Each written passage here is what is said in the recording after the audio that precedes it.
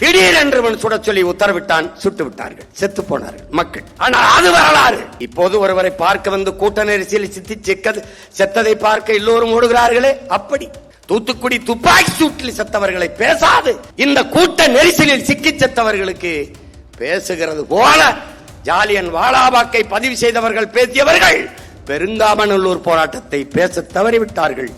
நம் மக்களை கற்றறிந்த சான்றோர்களாக்கி கையெழுத்து போடுகிற மக்களாக மாற்றுவோம் என்று 22 வயதிலே தன் நிலத்தை வித்துவிட்டு 5 லட்சம் ரூபாயை நம்முடைய தாத்தா மூக்கையாத்தவருக்கு கொடுத்து கல்லூரி கட்ட வைத்த மகன் நம் அண்ணன் பழனி பாபா என்பதை அறிவார்ந்த தமிழ் சமூக தம்பிதங்கள் மறந்துவிடக்கூடாது.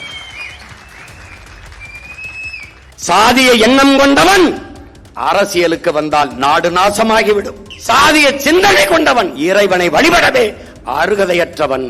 சாதியவாதி, சாதிய வெறியர் என்று சொல்லுபவர்கள் யார்? நாராயணசாமி நாயுடு, ஜிடி நாயுடு என்று போடுகிறவர்கள் இவரை சாதி தலைவர்கள் என்று சொல்கிறார். அதை தமிழ் சமூகம் நம்பக்கூடாது.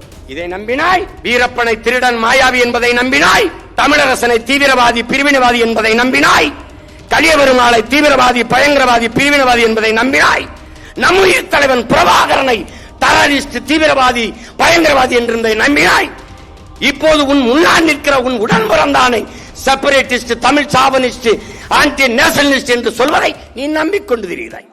மலர் மாலைக்கு கழுத்தை நீட்டுவதை போல எவன் மரணக்கயிற்றுக்கு அஞ்சாமல் கழுத்தை நீட்டுகிறானோ அவனே உண்மையான வீரன் என்ற முழக்கத்தை இந்த நிலத்தில் வைத்த மகன் நம்முடைய தாத்தன் முத்துராமலிங்க தேவர் என்பதை தமிழ் இளம் தலைமுறையினர் மறக்க கூடாது. தாத்தா என்ற உடனேயே உங்களுக்கு நினைவு வருவது கைரேகை சட்டை ஒழிப்புதான். வெள்ளைக்காரன் பல்வேறு நிலப்பரப்புகளை வென்று வென்று வருகிறான், ஆக்கிரமித்து அடிமைப்படுத்தி வருகிறான். அவன் ராணுவ வலிமையால் அல்ல, பிரித்தாலும் சூழ்ச்சியால் இந்த நிலத்தவர்களே துரோகிகளாக பயன்படுத்தி வீழ்த்தி வருகிறான். அப்போது தென் மக்கள் தென் மாநிலங்களிலே தென்பகுதியிலே நுழைகிற போது அவனுக்கு இருக்கிற ஐயம், அவன் முதலில் கணக்கெடுக்கிறான். எவன் போர்க்களத்தில் மூர்க்கமாக உயிருக்கு அஞ்சாமல் மரணத்திற்கு அஞ்சாமல் களத்திலே பாய்வானோ அவனை எல்லாம் முதலிலேயே ஒடுக்க வேண்டும் என்று இந்த குற்ற பரம்பரை சட்டத்தை போடுறான். இதுல முதலே பிரமலக்கல்லருக்கு போடுறான், அப்புறம் ஓராண்டு கழிச்சு மறவருக்கு போடுறான்,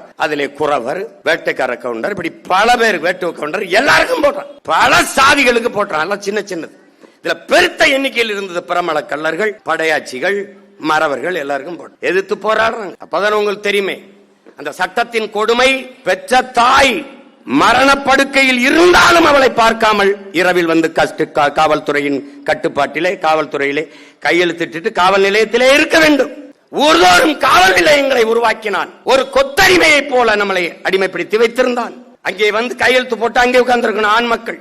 இன்று எனக்கு திருமணமானாலும் இரவு என் மனைவியோடு இணைய முடியாது. நான் காவல் நிலையத்திலே கைரேகை வைத்துவிட்டு காத்திருக்க வேண்டும். என் மனைவி பிரசவ வேதனையில் துடித்துக் கொண்டிருந்தாலும் அவளுக்கு துணை இருக்க முடியாது. இங்கே வந்து கைரேகை வைத்துவிட்டு காத்திருக்க வேண்டும். இதய வலி இருந்தாலும் உடனோய் இருந்தாலும் மரணப்படுக்கையில் மரணத்தை நெருங்கிக் கொண்டிருக்க வயதுகளாக இருந்தாலும் அங்கே கைரேகை வைத்துவிட்டு காத்துக் கொண்டிருக்கணும். அப்படி ஒரு கொடிய அடக்குமுறை சட்டம் இந்த குற்ற பரம்பரை சட்டம். எதிர்த்து நம் தாத்தா வருவதற்கு முன்பே 1920 பெருங்காமநல்லூரிலே மாபெரும் புரட்சியை முன்னெடுத்த மக்கள் நம்முடைய இன சொந்தங்கள். நீங்கள் வரலாற்றிலே ஜாலியன் வாலாபாக் என்ற படுகொலையை படித்திருப்பீர்கள். சென்ட்ரல் டயர் சுட சொன்னான், பல 100 பேர் சத்தான், படித்திருப்பீர்கள். பகத்சிங் என்கிற புரட்சியாளனை உருவாக்கியது அந்த படுகொலை தான். அது அவன் வரலாறை நீங்கள் படிக்கும் போது அறிவீர்கள். அதையே பலமுறை எடுத்து பேசியிருக்கிறேன். அந்த கொலைக்கும் அந்த போராட்டத்திற்கும் பெருங்காமநல்லூர் போராட்டத்திற்கும் நிறைய வேறுபாடு உண்டு. ஜாலியன் வாலாபாக் வரலாற்றில் பதிவாகி இருக்கிறது.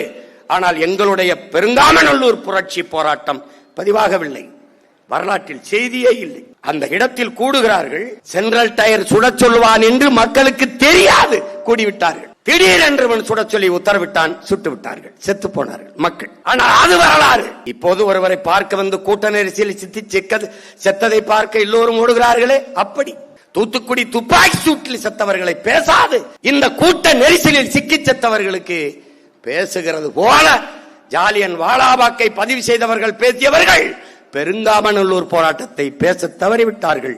வரலாற்றிலிருந்து மறைத்தார்கள். ஆனால் பெருங்காமநல்லூரிலே வெள்ளைக்காரன் சுடச் சொல்லுவான், கைரே சட்டத்தை எதிர்த்தால் சுடுவான், அவன் பீரங்கி துப்பாக்கியில் வைத்திருக்கிறான், அங்கே போனால் செத்து விடுவோம் என்று தெரிந்தும் எங்கள் மக்கள், எங்கள் முன்னவர்கள் வெறும் விளக்கமாறு, கட்டை, வேல், அருவா, வேல் கம்பு அருவா வைத்துக் கொண்டு களத்திலே போய் வெள்ளக்காரனோடு சண்டையிட்டு மாண்டார்கள். அது தெரியாமல் நடந்த கொலை. இது தெரிந்த களத்தில் சாவை சந்தித்து மாண்டது. இது வரலாற்றில் புரட்சி செய்தி இல்லை, புரட்சி. அதை இளவயதிலே படித்த நம்முடைய தாத்தா அந்த வலியை உள்வாங்கிக் கொள்கிறார். அந்த வழியில் தான் அந்த அவமானம், சுமத்தப்பட்ட அவமானத்தை தாங்க முடியாது. நீ இரவில் போய் கைரேகை வைத்து அங்கே கொத்தடிமை போல இருப்பதை விட உன் கட்டை விரலை நீ வெட்டி எரியலாம் என்ற முழக்கத்தை முன்வைக்கிறார். நம்ப முடிகிறதா என்ன அருமை சொந்தங்களே? பலாயிரக்கணக்கான இளைஞன் அந்த தலைவன் சொன்ன வார்த்தையை கேட்டு தன் கட்டை விரலை வெட்டி வீசினான். இதான் வரலாறு. ஒரு தலைவனின் வார்த்தைக்கு இருந்த வலிமை அதிலே வெளிப்பட்டது. பயந்துட்டான். ஒரு சன்னியாசி மாதிரி இருந்த ஒருத்தரை வெள்ளை வெட்டி வெள்ளச்சடி கட்டிட்டு திருநீர் பாட்டை போட்ட ஒருத்தனை பார்த்து வெள்ளக்காரன் பாய்ந்தான்னா வரலாற்றில நம்ம தாத்தாவை பார்த்தாண்டா. அவனாவது நம்ம பாட்டேன் பூலித்தேவன் தீரன் நம்ம மருது வண்டிலாம் நம்ம பாட்டிலாம் வேல் வான் ஒண்ணுலடா. நம்ம பிள்ளை பேர் அவன் பேர பிள்ளை மாதிரி வெறும் சொல்லுடா. அதுக்கு பயந்துட்டான். நொறுக்கி எரிஞ்சார். அன்றைக்கு இந்த திராவிடர்கள், இந்த தலைவர்கள் நமக்கு இருக்கிற கோபம் என்ன? அந்த ஒற்றை மகனாக அந்த இந்த தமிழ் சமூகத்தில், ஒரு பெருந்தமிழ் சமூகத்தின் மீது திணிக்கப்பட்ட அந்த கொடுஞ்சட்டத்தை எதிர்த்து ஒற்றை மகனாக அவர் போராடி கொண்டிருக்கும் போது துணை நின்றவன் எவன்?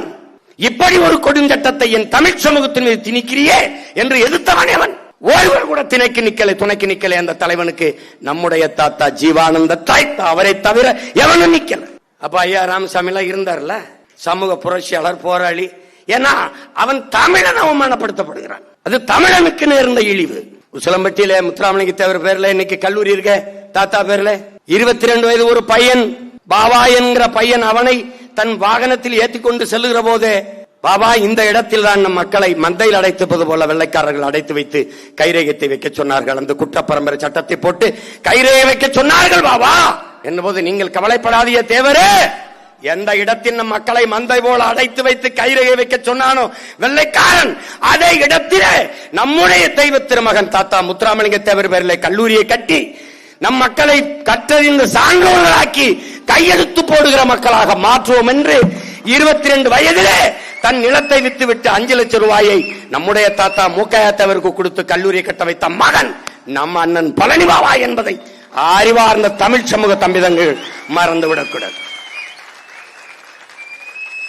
அந்த கல்லூரியில் இருக்கிற ஒவ்வொரு செங்கலிலும் சாந்திலும் நம் தாத்தன் மூக்கையா தேவர் பேரும் மூச்சும், நம்முடைய அண்ணன் பழனி பாபா பேரும் மூச்சும் இருக்கிறது என்பதை என்னரும் தம்பிதங்கள் புரிந்து கொள்ள வேண்டும். எதுக்கு இவரை பத்தி பேசி என்ன போகுதுன்னு தெரிஞ்சுக்கணும். தெரியலன்னா ஒரு சாதி குமிழ்கள் அடைப்பாண்டா, அவர் அடைச்சிட்டாண்டா. உனக்கு தெரியுமா?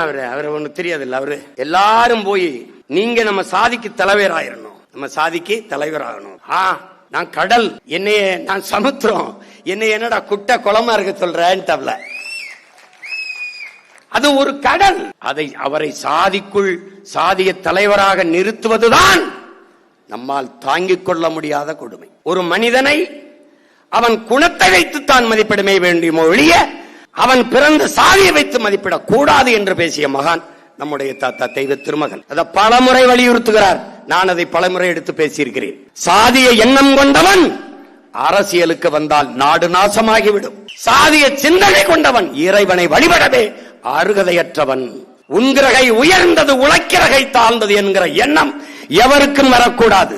இறைவனுக்கு முன்னே இரு கரமும் குவித்துத்தான் வணங்குகிறோம். பிறப்பிலே எல்லோரும் சமம் என்கிற எண்ணம் எல்லோருக்கும் வர வேண்டும் என்ற எண்ணம் கொண்டவர்.